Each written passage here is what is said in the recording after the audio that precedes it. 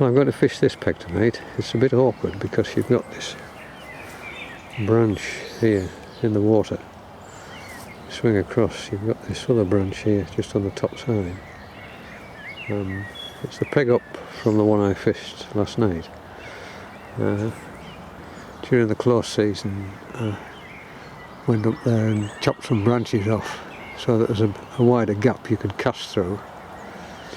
The water's up about, I would think, a foot perhaps, but looking on the EA website after that torrential rain we had this morning, it seems as if there's a big flood coming down. Catterick is certainly showing a huge peak. Whether it will get here before the fishing has to finish at 10:30, I very much doubt it, but if it does get here, then hopefully we'll see some action, because Barbel do like floodwater, especially the first couple of feet. When it begins to rise, it seems to switch them on to feeding, and it's about to rain again, so I'll get everything set up, get in and get under this brolly.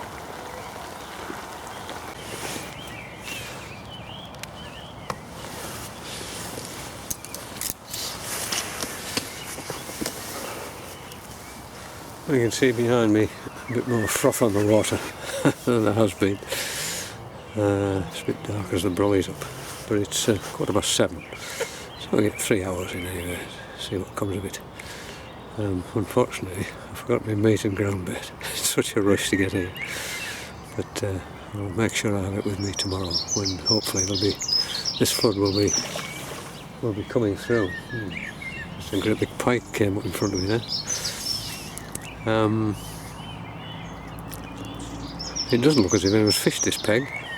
I've never seen anybody on it, and it's a bit awkward because the footpath runs right through the middle of it, so people have to step over you. But I will give it a go.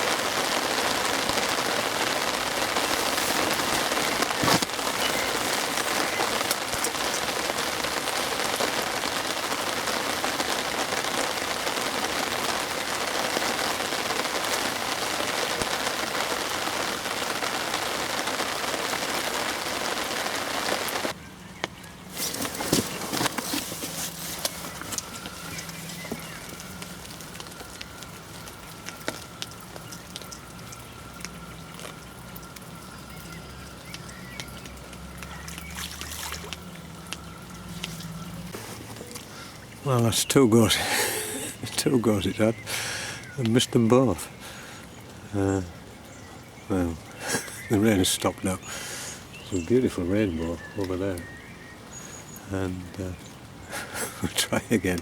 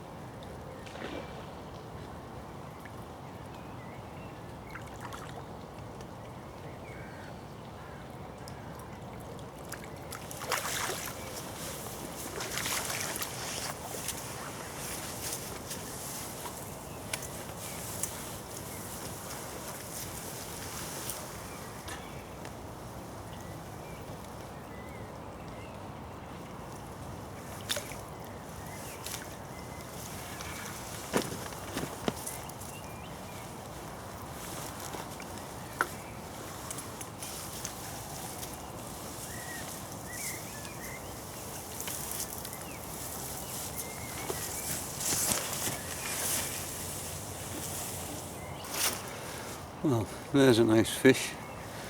Unfortunately, it's got a hook in its mouth, which you can see there. Someone's been snapped off. But even worse, on the other side of its mouth, it's been badly torn. It's been badly torn there where someone's been heaving at it. Probably in a snag. That's one of the big dangers of it. So there you can see that hook there quite well. It's been carrying this for a while. I'll take it out. I think it's about £8. But that's the problem, you don't check the knots too late, tackle. Oh, the hook is quite substantial. And that, well, that's just dreadful. Dreadful. What a great shame. A great shame. It's not as well coloured as the fish the other night, last night. So I'll just take that hook out and I'll put it straight back in. It's obviously irritating. You can see the red round it. Someone's been pulling at that as well. You can see how it's got a slight tear there as well.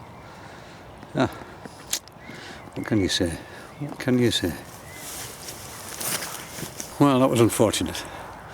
The big problem with a damaged mouth like that is in order to push water through the gills, the fish needs a watertight seal when it shuts its mouth.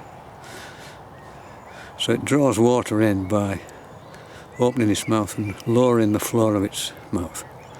And the water then pushes against the gills but runs in through the mouth. It then shuts its mouth, brings the floor of its mouth up, and the water is then pushed out back through the gills. But if the mouth is not watertight, then not all the water goes through the gills. Some of it comes back out through the mouth. And so its breathing mechanism is damaged. And the fish obviously suffers as a consequence. So, undergunned or letting fish get into snags.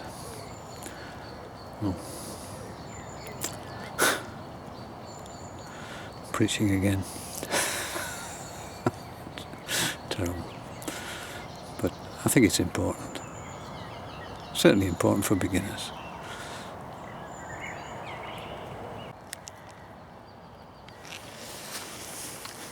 Well, there are fish topping everywhere. Big fish. So they're obviously feeding very well.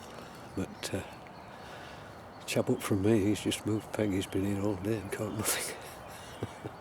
I suspect it's because that peg's been given some hammer this week.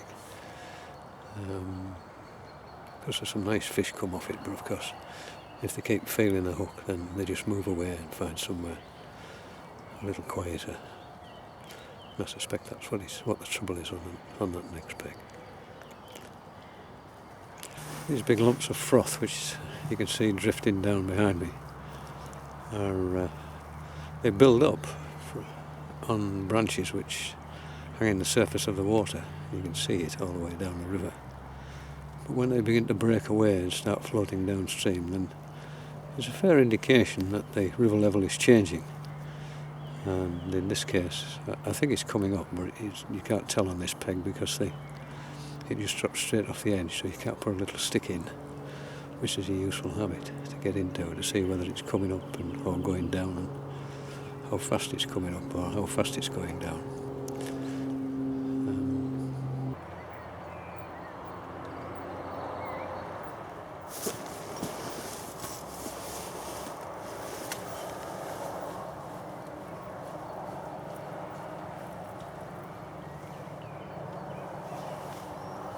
One just come up short